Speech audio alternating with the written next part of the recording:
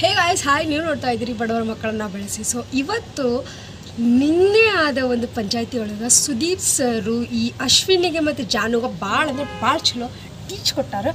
ಮಕ್ಕಕ್ಕೆ ಹೊಡೆದಂಗೆ ಮಾತಾಡ್ಯಾರ. ಏನು ಮಾತಾಡ್ಯಾರು ಹೇಳ್ತೀನಿ ಕೇಳಿ. ಅಲ್ಲ ಪಾಪ ಆ ರಕ್ಷಿತನ ಜೊತೆ ಅಷ್ಟೆಲ್ಲ ಪರ್ಸ್ನಲ್ ಟಾರ್ಗೆಟ್ ಮಾಡಿದ್ರು ಸರ್ ಮುಂದೆ ಅದು ಹೆಂಗೆ ಸುಳ್ಳು ಹೇಳ್ತಾ ಅಷ್ಟು ಧೈರ್ಯದಿಂದ ಹೇಳಕತ್ತಾರ. ನಾನು ಅವಳಿಗೆ ಏನು ಪರ್ಸ್ನಲ್ ಟಾರ್ಗೆಟ್ ಮಾಡೇ ಇಲ್ಲ, it's for just joke, it's for fun ಅಂಥೇಳಿ ಹೇಳಂತ ಭಾಳ ಕಿಸಾಡಕತ್ತಾರ ಅವರು.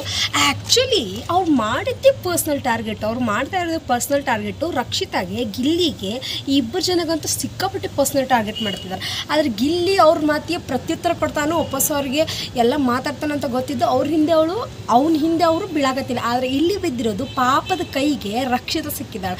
ಸೊ ಆ ರಕ್ಷಿತಾನು ಸ್ಟಾರ್ಟಿಂಗ್ ನೋಡಿದ್ಲು. ಅದಾದಮೇಲೆ ಅವಳಿಗೆ ಎಲ್ಲಿ ಎದುರು ಮಾತಾಡಿದ್ರು, ಅವರಿಗೆ ಎಲ್ಲಿ ನೋವು ಮಾಡೋಂಗೆ ಮಾತಾಡಿದ್ರು, ಅವಳಲ್ಲಿ ಸ್ಟ್ಯಾಂಡ್ ತೊಗೊಂಡು ಶಿ ಈಸ್ ರೈಟ್.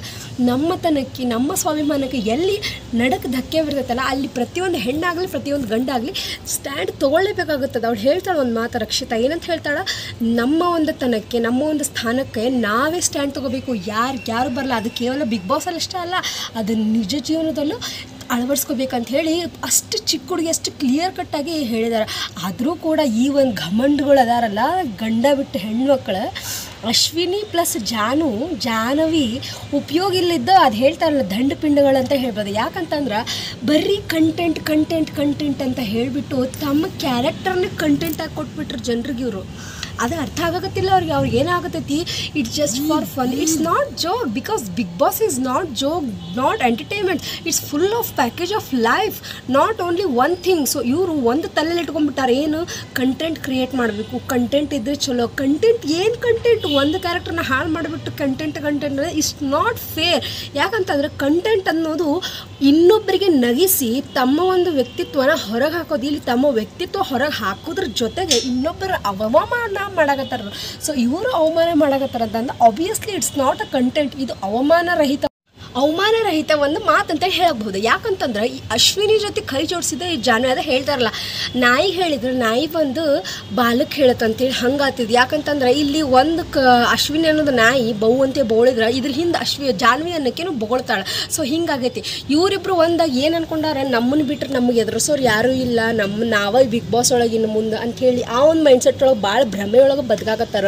ಆ್ಯಕ್ಚುಲಿ ಅವ್ರ ಮೆಂಟಾಲಿಟಿ ಮತ್ತು ಅವ್ರ ಥಿಂಕ್ ಸೆಟ್ ಭಾಳ ಅಂದ್ರೆ ಭಾಳ ರಾಂಗ್ ಐತಿ. ಯಾಕಂತಂದ್ರೆ ಇದೇ ರೀತಿ ಪರಿಸ್ಥಿತಿ ಎಲ್ಲರದು ಇರ್ತದಲ್ಲಿ, ಎಲ್ಲರೂ ನಾವೇ ಎಲ್ಲ ನಮಗೆ ಎಷ್ಟೇ ಬರ್ತಾ ಅಂದಿರ್ತದೆ. ಆದರೆ ಅಲ್ಲಿ ಕೂಡ ಟಾಸ್ಕ್ ಆಗಿರ್ಬೋದು, ನಮ್ಮ ಬಿಹೇವಿಯರ್ ಆಗಿರ್ಬೋದು, ಇನ್ನೊಬ್ಬರ ಜೊತೆ ನಾವು ಯಾವ ಥರ ಇರ್ತೀವಿ ಅನ್ನೋದು ಅದ್ರ ಮೇಲೆ ಡಿಪೆಂಡ್ ಆಗಿರ್ತದೆ. ಸೊ ನಾವು ಹಾಗೆ ಅಂತೇಳಿ ನಮಗೆ ನಾವು ಲೇಬಲ್ ಕೊಟ್ಕೊಂಡು ಇರೋದು ಬಿಗ್ ಬಾಸ್ ಅಲ್ಲ.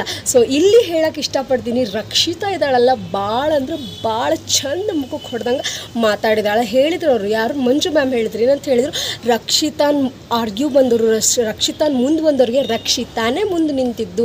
ಸೊ ಅವಳು ಯಾರದೇ ಒಂದು ಸಪೋರ್ಟ್ ತೊಗೊಳ್ಳಿಲ್ಲ, ನಾನೇ ನನ್ನ ಬಗ್ಗೆ ಯಾರು ಮಾತಾಡ್ರೆ ನಾನೇ ಅವಳಿಗೆ ಉತ್ತರ ಕೊಡ್ತೀನಿ ಅಂತ ಹೇಳಿ ಖಂಡಿತವಾಗಿ ಅವ್ರಿಬ್ಬರನ್ನು ಫೈಟ್ ಮಾಡಿದ್ಲು ಅವಳು.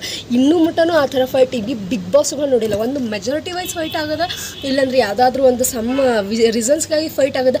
ಅದರ್ವೈಸ್ ಸೆಲ್ಫ್ ರೆಸ್ಪೆಕ್ಟಿಗೆ ಬಂದಾಗ ಫೈಟ್ ಆಗೋದು ಕೆಲವೊಂದು ಟೈಮ್ ಬಾಯಿ ಮುಚ್ಕೊಂಡಿದ್ದಾರೆ. ಯಾಕಂತಂದರೆ ಇದೇ ಒಂದು ಟೂ ಸೀಸನ್ ಬ್ಯಾಕ್ ಪ್ರತಾಪ್ ಅನ್ನೋನಿಂದ, ಆ ಪ್ರತಾಪ ಕೂಡ ಅವನಿಗೆ ಅವಮಾನ ಆದರೂ ಸೈಲೆಂಟಾಗಿ ಕುಂತಿದ್ದ. ಆದರೆ ಸುದೀಪ್ ಸರ್ ಬಂದು ನ್ಯಾಯ ಪಂಚಾಯಿತಿ ಮಾಡಿದರು. ಇವತ್ತು ಕೂಡ ಸುದೀಪ್ ಸರ್ ಬಂದು ನ್ಯಾಯ ಪಂಚಾಯಿತಿ ಮಾಡಿದ್ದಾರೆ.